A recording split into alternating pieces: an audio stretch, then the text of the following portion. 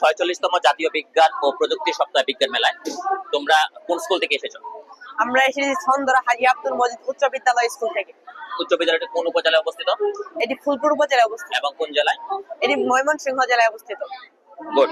তোমরা যে প্রকল্প নিয়ে আসছো সেই প্রকল্পের নাম কি? তোমরা যে স্মার্ট এন্ড ডিজিটাল সিটি।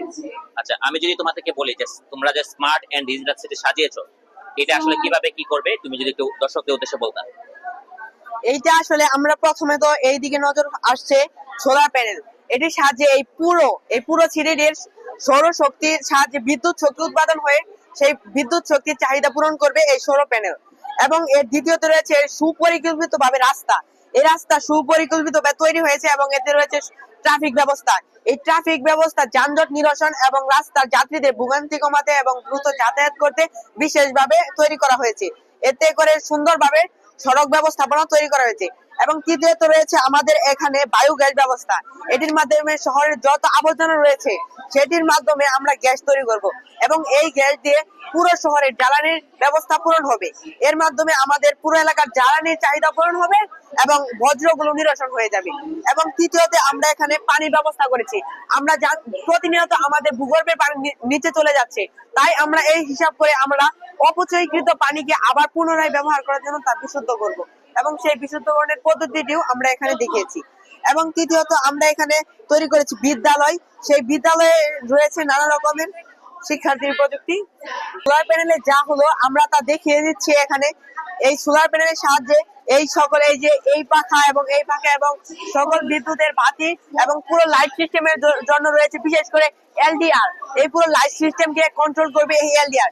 এর মাধ্যমে পুরো এলাকার লাইট সিস্টেম সহ ট্রাফিক সিগন্যাল সকল কিছু এই পুরো এলাকাটা এই লাইট সিস্টেম সকল কিছুকে নিয়ন্ত্রণ করবে। এবং এখানে রয়েছে স্বয়ংক্রিয়ভাবে সেচ ব্যবস্থা।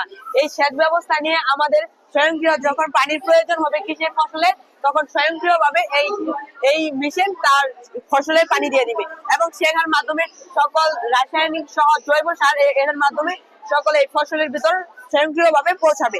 এবং এর রয়েছে বিনোদনের জন্য এক বিশাল খেলার মাঠ। এই খেলার মাঠে শহরের সকল বিনোদনের ব্যবস্থা এই খেলার মাঠে করা হবে এবং এখানে কয়েকটি বৃক্ষ রয়েছে। আর এই সকল মিলিয়ে আমাদের এই পুরো স্মার্ট সিটিটি আধুনিক করা হয়েছে। এখানে বিদ্যুতের খুঁটি বা তার নেই, কারণ আমরা যখন কোনো পৃথিবীর উন্নত কান্ট্রির দিকে তাকাই সেখানে কিন্তু মাটির উপর থেকে কোনো কারেন্টের বৈদ্যুতিক তার যায় না, কারণ মাটির নিচ থেকে সকল বৈদ্যুতিক তারের ব্যবস্থা করা হয়েছে। ধন্যবাদ। আপনার যদি কোনো প্রশ্ন করার থাকে আপনি প্রশ্ন করতে পারেন। তুমি আসলে প্রশ্ন রাখার কোনো সুযোগ দাও নাই, তুমি একেধারে তুমি সম্পূর্ণ যে প্রকল্প সেই প্রকল্পটা সুন্দরভাবে গুছিয়ে বলেছো। তোমার উপস্থাপনা ভঙ্গি অত্যন্ত চমৎকার। আশা করি উপজেলার মধ্যে তুমি তোমরা অথবা তোমাদের বিদ্যালয় একটা ভালো একটা অবস্থান ধরে নিতে পারবে। তো আবার শেষ বলতে যাচ্ছি যে তোমাদের স্মার্ট এবং ডিজিটাল সিটির প্রকল্প যদি বাস্তবায়ন হয় তাহলে একটি উপজেলা সুন্দর এবং পরিবেশ মুক্ত এবং বায়ু দূষণ মুক্ত একটা সুন্দর একটা উপজেলা গড়ে উঠবে। তোমাদেরকে অসংখ্য ধন্যবাদ তোমরা এই বিজ্ঞান মেলায় সময় দেওয়ার জন্য। ধন্যবাদ।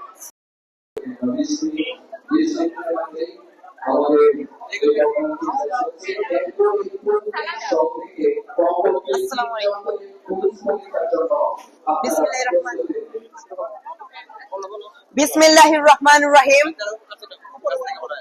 সম্মানিত বিচারক মণ্ডলী এবং উপস্থিত দর্শকবৃন্দ, সকলের প্রতি রইল 46তম জাতীয় বিজ্ঞান ও প্রযুক্তি সপ্তাহ এবং বিজ্ঞান মেলার আন্তরিক শুভেচ্ছা ও সালাম।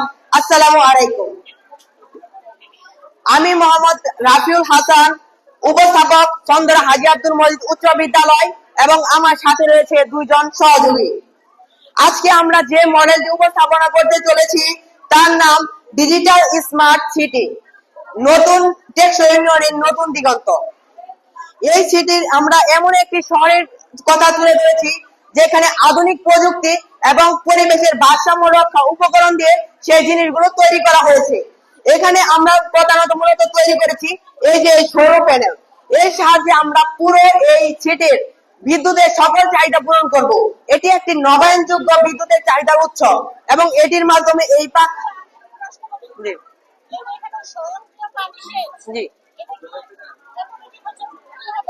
জি ম্যাডাম,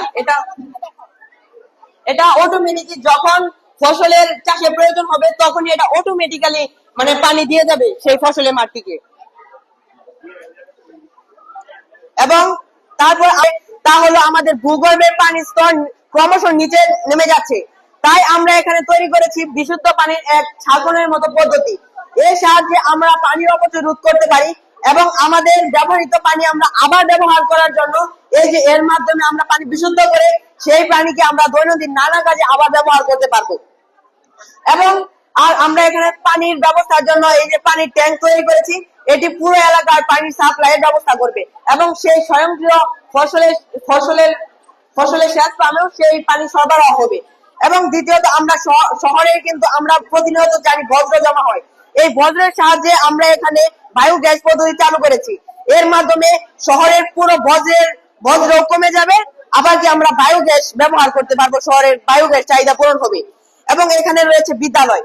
এবং দ্বিতীয়ত মূল আকর্ষণ এলডিআর, এটির মাধ্যমে আমার পুরো এলাকার মানে বিদ্যুতের লাইটের যত কার্যক্রম আছে পরিচালিত হবে এবং এর মাধ্যমে বিদ্যুতের লাইটের আলোর তীব্রতা সহ নানা বিষয় নিয়ন্ত্রণ করা হবে এবং এটি সকল বিদ্যুতের এই যে আলোর সকল কিছু নিয়ন্ত্রণ করবে। এবং সিটি যেহেতু তাই খেলার মাঠ প্রয়োজন, তাই এই খেলার মাঠের বিনোদনের জন্য রয়েছে এই অমূল খেলার মাঠ, এই বৃহৎ খেলার মাঠ। এবং রাস্তার ট্রাফিক ব্যবস্থা করা হয়েছে বিশেষ আকর্ষণীয়, সুপরিকল্পিত ভাবে রাস্তা তৈরি করেছে এবং গাড়ি তৈরি করেছি আমরা এখানে। এর মাধ্যমে ট্রাফিক ব্যবস্থার মাধ্যমে রাস্তার যানজট নিরসন হবে এবং রাস্তার সহ সকল দুর্ঘটনা এড়াতে এটি ব্যাপকভাবে কাজ করবে। এর মাধ্যমে ট্রাফিকের আমরা ব্যবস্থা করেছি, এটি কোনো রাস্তার দুর্ঘটনা সম্পূর্ণভাবে এড়াবে। এবং আমরা এটা মনে প্রাণে বিশ্বাস করি, যদি আমাদের এই পরিকল্পনাটি বাস্তবায়িত হয় তাহলে এটি পুরো একটি স্মার্ট সিটির জন্য, বাংলাদেশের জন্য একটি উন্নত তালিকায় বাংলাদেশকে নিয়ে যাবে। ধন্যবাদ। যদি আপনাদের কোনো প্রশ্ন থাকে তাহলে আমাদেরকে করতে পারেন, আমরা প্রশ্নের জন্য প্রস্তুত।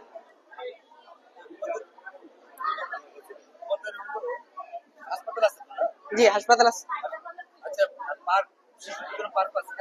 জি, খেলার মাঠ। স্যার এই যে বিদ্যুতের জন্য সৌর প্যানেল, এর মাধ্যমে পুরো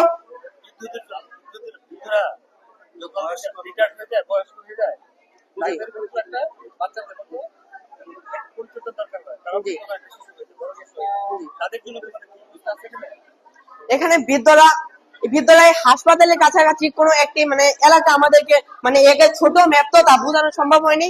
এই হাসপাতালের আশেপাশে আমাদের জন্য বিদ্যা বা বৃদ্ধাশ্রম বা ওরকম ব্যবস্থা, এটা স্বয়ংক্রিয়ভাবে যখন মানে ফসলের পানি প্রয়োজন হবে বা কোনো জৈব সার প্রয়োজন হবে তখন এটা স্বয়ংক্রিয়ভাবে পানির সাথে জৈব সার মিশ্রণ করে তা এই ফসলের মাঠে মানে এটা সবুজ।